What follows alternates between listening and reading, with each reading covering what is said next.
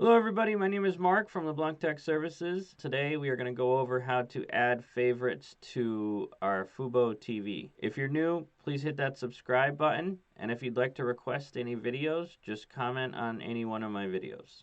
We're going to click on Fubo TV, select your profile, go up to the guide, then you're just going to select whatever channels you want with the hamburger button right here. So we're just going to select some channels. Then you're going to go out of Fubo, go back in, go back to guide. And as you can see, all the channels we selected are right there on the top. So, well, I hope you found this helpful. Thank you. And again, anything else you'd like to see, just comment on any one of my videos. Have a great day and stay safe.